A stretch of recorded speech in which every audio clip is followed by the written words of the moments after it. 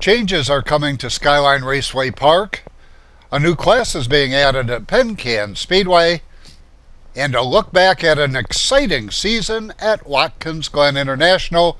All that and more on this edition of The Race Report.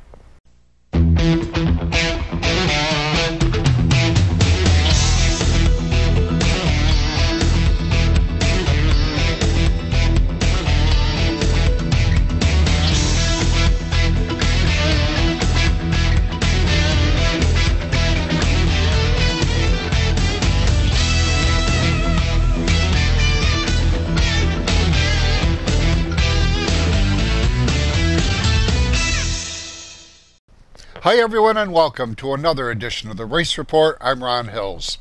Work is underway to widen the backstretch at Skyline Raceway Park, and track owner Dean Catlin tells us it will make the racing more competitive. Well, Ron, what we got going on here is we're going to be taking this backstretch wall. I got a bunch of fill put in down beside behind it, and we're going to move that out about 8 to 10 feet down in the middle of it. We're going to come off this end up here off that blue lane and kind of head out that way and then bring it back in toward turn 3 and tie right back into where we left off going into the pits. So it's going to change the apex coming off of this corner. As you can see, all these marks on this wall where all these cars keep hitting this thing, and luckily in the past 2 years we haven't had any cars going over it. We've had some really close.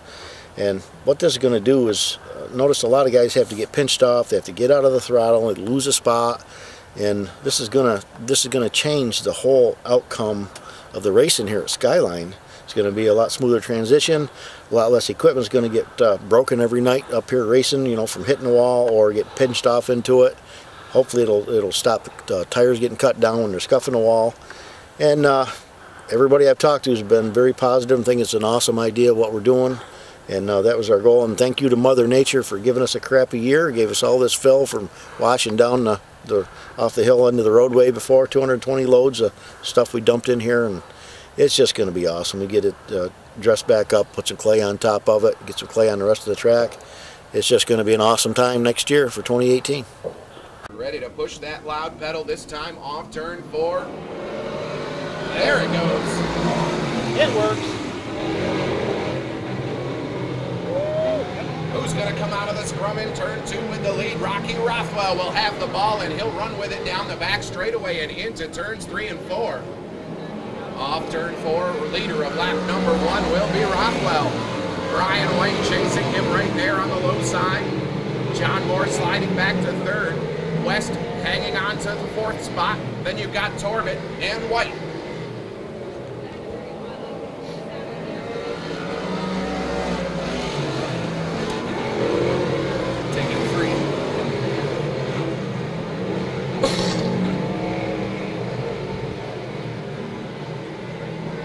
Cars will qualify for the redraw right now. That's Rocky Rothwell, Brian White, and John Morse. Rothwell rides a 3 or 4 car length advantage over Brian White. White got about half the back straightaway back to John Morse, and Morse with a comfortable gap back to 4th. Halfway home for Rocky Rothwell, and he looks to be well on his way to a qualifying heat win. Rothwell in command, White running in the number 2 spot. John Morse 3rd, and still Roger West, Torbett, and White rounding out the field as they come around to complete lap 5, 3 more times around for Rothwell. White has been absolutely on fire here the last couple of weeks, but it looks like he's met his match tonight in the form of Rocky Rothwell. 2 to go, signal down to the field now as Rothwell continues to show the way off turn 2. White beginning to reel him in ever so slightly. He's gained probably a car length and a half over the last couple laps. White flag will wave this time.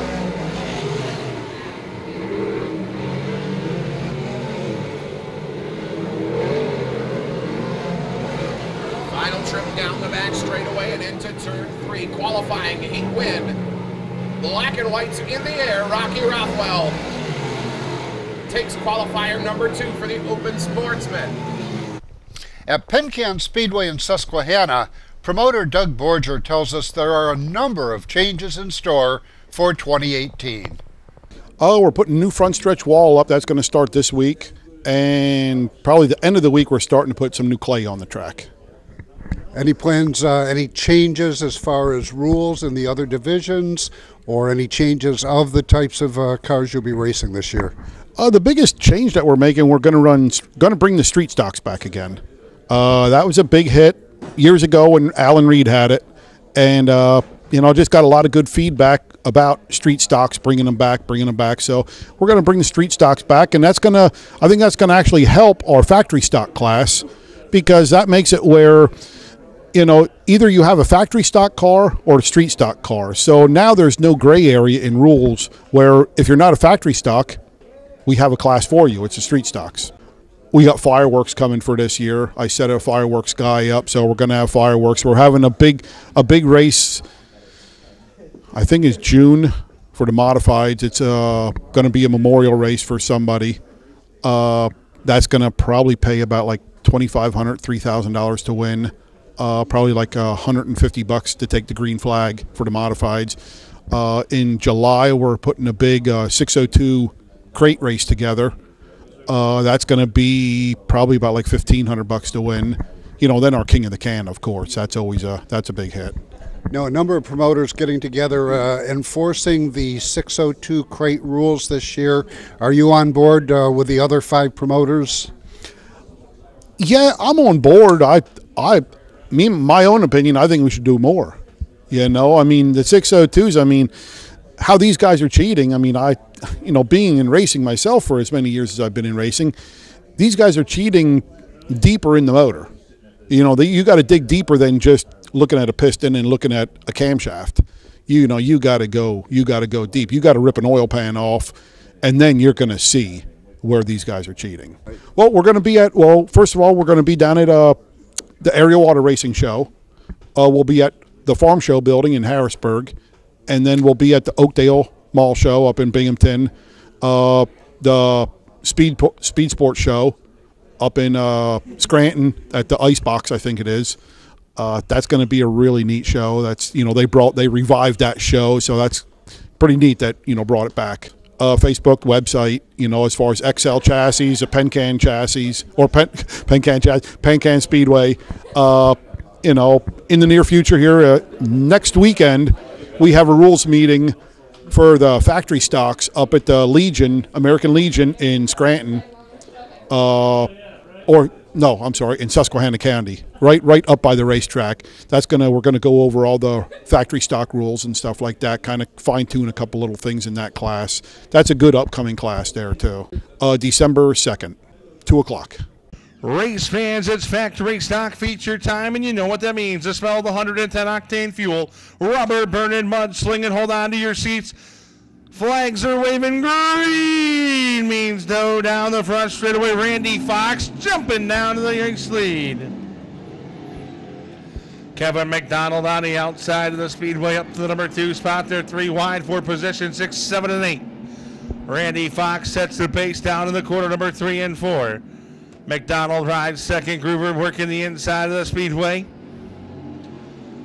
Towner up to the number 3 position. They ride it off a quarter, number 2. It's the 2.5 of Randy Fox showing the way. McDonald up on that outside of the speedway running second. Look at Buck Mills Jr. High, wide, and handsome. Way up and over the cushion. He's going to try to tuck it back down. As they ride it at corner number 1, they're chasing Randy Fox. Caution on the speedway. Randy Fox, the race leader, choosing the outside line. Down in the turn 3 and 4. Towner alongside. Green flag is back out. Here comes the 7R of Tom Gruber. Thought about going 3 wide for position 2, 3, and 4. They're all chasing the 2.5 of Randy Fox out front. Fox rides it off the corner, 3 laps complete. Gruber gets by the 34 of Mills for third. Green flag back out, back underway off turn 4. Look at him, going to go 3 wide for the race lead. It's Randy Fox into 1. Gruber down on the inside, Towner up on the outside. Gruber battling for that number 3 spot with Buck Mills Jr. Gruber using the extreme inside, everyone else up on the outside. Randy Fox starting to check out, pull away from the rest of the field. Randy Fox shows the way up the back straightaway by 4 car lengths. Over the exit Towner. The 34 of Buck Mills Jr. Tommy Gruber running right there in position number 4, battling for 3rd. Culbertson, the point leader, riding out in the top 5. That's Fitch, Towner, Conklin, and McDonald. And into turn 3 and 4, they ride it. Towner trying to reel in Randy Fox in that 2.5 machine. The 2.5 of Randy Fox shows the way up the back straightaway. Towner holding down the number 2 spot. The battle coming down for 3rd. In between 3 and 4, Gruber on the inside, Mills on the outside. He rides at 2.5 of Randy Fox showing the way. Towner rides 2nd. Gruber and Mills still battling for 3rd. Randy Fox shows the way in the 2.5 machine. Towner 2nd. 3rd is the 7R of Gruber, Mills, and Culbertson, your top 5.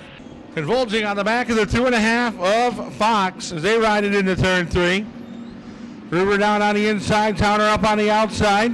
Halfway, 10 down, 10 to go.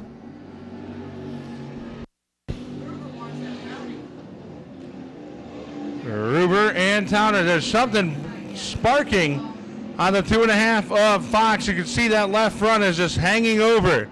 He's going to try to hold on, but the guys behind him are seeking this opportunity. Tommy Gruber, the flying welder, in car number 7R, works it down on the inside. All but quarter number 2, Randy Fox shows the way. Gruber right there in the number 2 spot.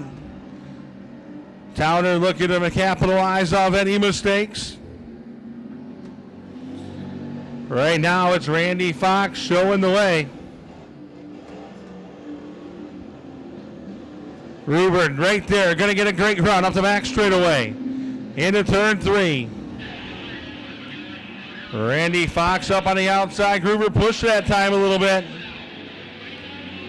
They ride it to 1 and 2. What a battle shaping up, and Towner's going to get in the mix now. Fox slides sideways. Here comes Gruber. Side by side into turn 3, looking for what would be his 4th win in a row. His 3rd Friday win as he rides side by side with a 2.5 of caution around at turn number 2. The 27 of Kevin McDonald down on the inside of turn 1 and 2. Firing on with 3 and 4. Fox is on it. We're back racing. 14 in, 6 remain. Gruber to the inside of Fox down in the turn 1 and 2. And here they go side by side, and the 9 of Alicia Towner going to come onto the racetrack. Fox and Gruber. Gruber going to get a run off turn 2 right here on the bottom. Fox sideways, they're side by side. Inching ahead is Gruber. Here comes Fox battling back on the top side. Gruber down to the inside. Fox working the outside one more time off of 4. What a battle out front. Fox running with an ill-handling car. Gruber trying to chase him down up the back straightaway. 17 in, 3 remain. 17 in, 3 remain. We got a car around over in turn 2. That's the Alicia Towner car.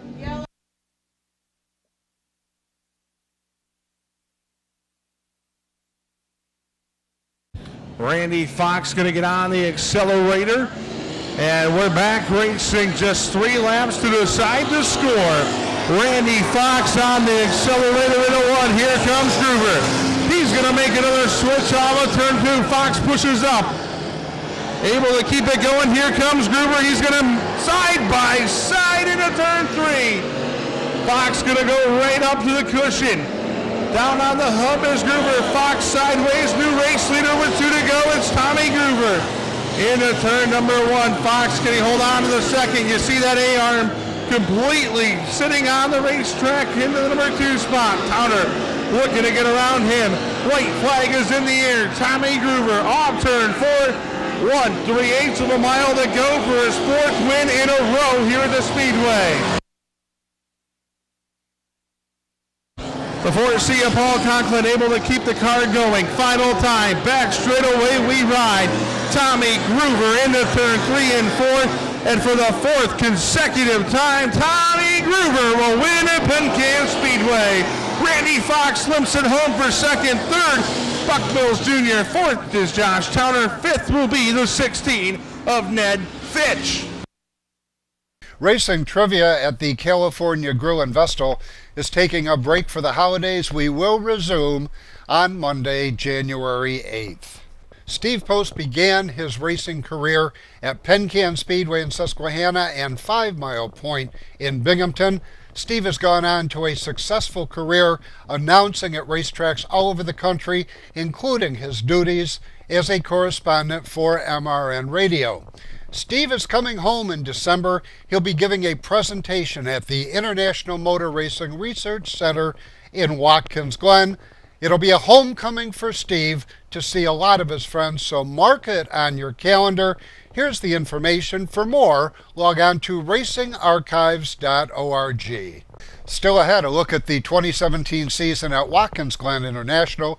But first, here's a look at this week's Car of the Week from Brush and Pallet Auto in Candor.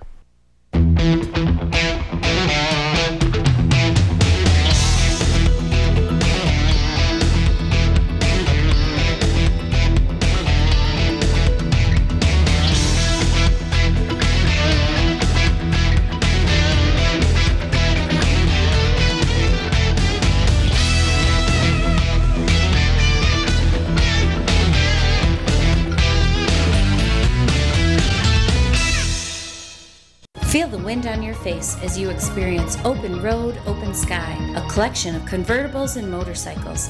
You'll be blown away by the beauty of these rides, on display for a limited time only at the Northeast Classic Car Museum in Norwich, New York. 30 years of satisfied customers. That's the proud history of Brush and Pallet Auto in Candor.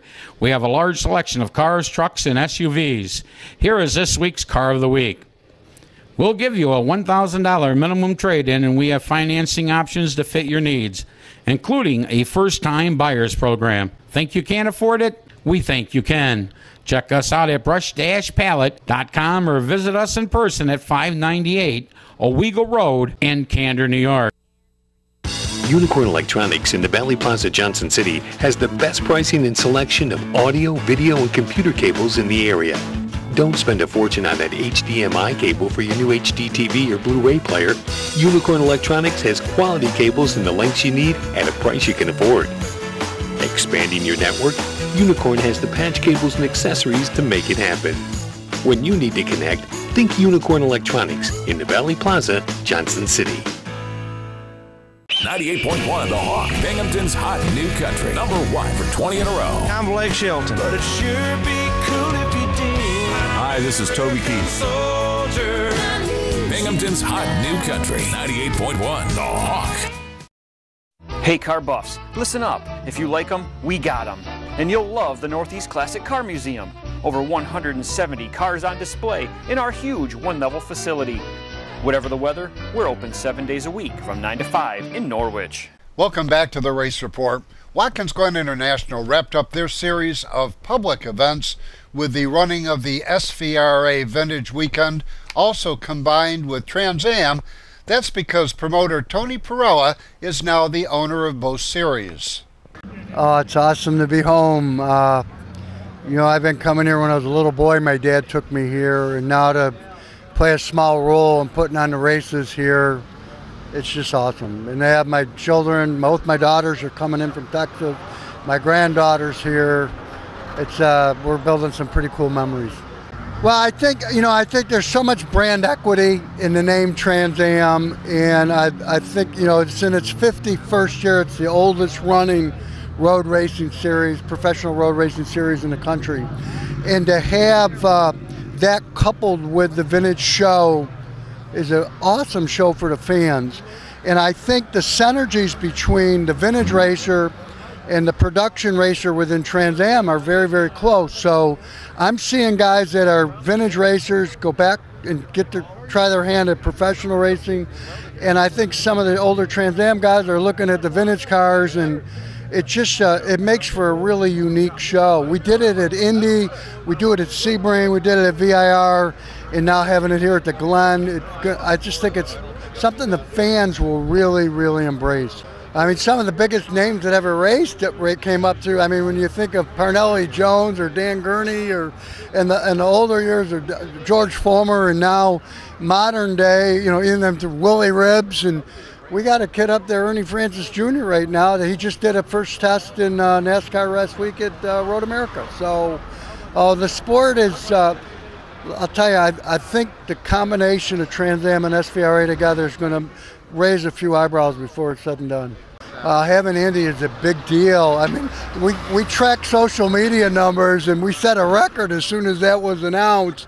So, I mean, just the whole, one thing that's common, whether you're talking IndyCar drivers, NASCAR drivers, vintage racers, Trans Am racers, Watkins Glen always ranks right at the top of their favorite tracks to race. If you're a road racer, this is as good as this is the Holy Grail. I'm the only guy on the planet who moves north. I grew up in Syracuse, and 5 years ago, this weekend, I acquired SVRA. Got started with SVRA, and it was very apparent that how much I missed it when I got back here.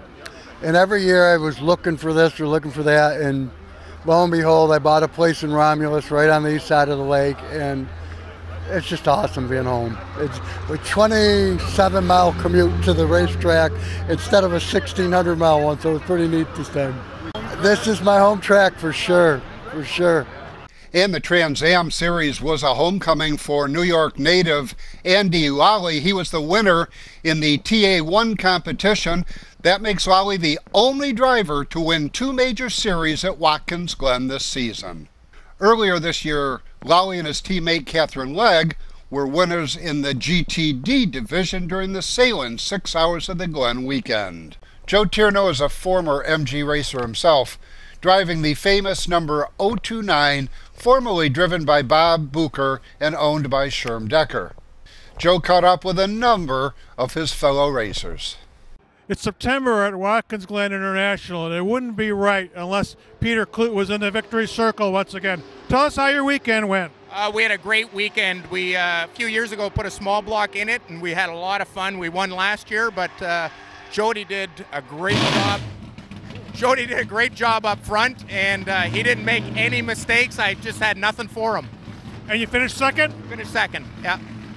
Now, how has this car been handling in the last couple of years with the pavement resurfaced about 2 years ago? Has it improved?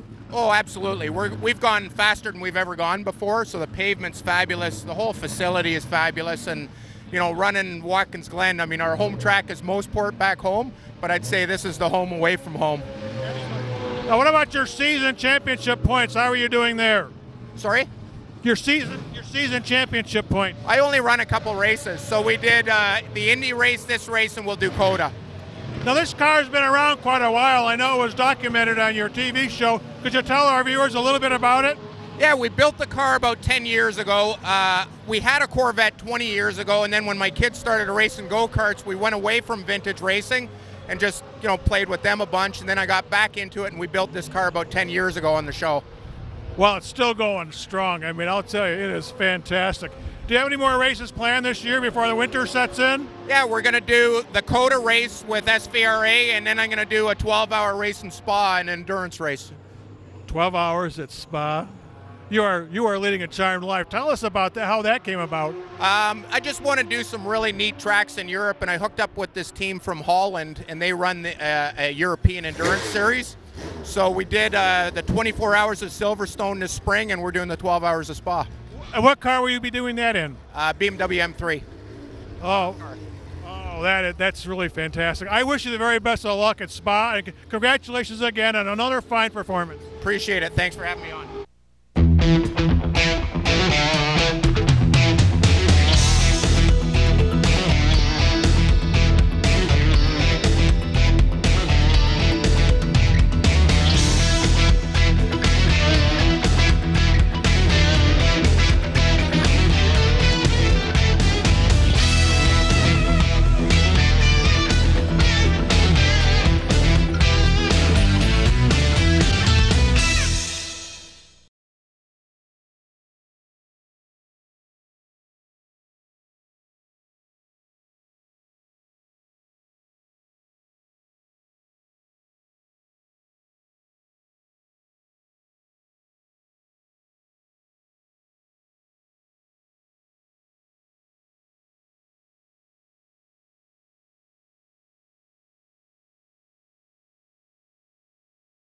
Feel the wind on your face as you experience Open Road, Open Sky, a collection of convertibles and motorcycles. You'll be blown away by the beauty of these rides, on display for a limited time only at the Northeast Classic Car Museum in Norwich, New York. 30 years of satisfied customers. That's the proud history of Brush and Pallet Auto and Candor. We have a large selection of cars, trucks, and SUVs. Here is this week's Car of the Week. We'll give you a $1,000 minimum trade-in, and we have financing options to fit your needs, including a first-time buyers program. Think you can't afford it? We think you can. Check us out at brush-pallet.com or visit us in person at 598 Owego Road in Candor, New York. Hey car buffs, listen up. If you like them, we got them. And you'll love the Northeast Classic Car Museum. Over 170 cars on display in our huge one-level facility. Whatever the weather, we're open 7 days a week from 9 to 5 in Norwich. For 3 generations, we've been building world-class American performance. Like the new Edelbrock Power Package Top-End Kit, based on Edelbrock's powerful RPM crate engines. Each kit includes aluminum heads and intake, cam and lifters, gaskets, and hardware to build your own 400-plus horsepower Chevy small block. For 3 generations, it's pure American performance from the leader. Call now for your free Edelbrock catalog. Edelbrock makes them right here in the USA. And this wraps up our 2017 season of the Race Report here on Fox 40. Please keep your eye on our website and our YouTube channel, because we will be doing some specials over the winter. And we will be returning to Fox 40 in May 2018. And just as this wraps up our 2017 season, this also wraps up No Shave November. It couldn't come soon enough for me. From the entire staff of the Race Report, please have a safe and happy holiday season. Merry Christmas and Happy New Year to all. Until next time, I'm Ron Hills. I'll see you at the races.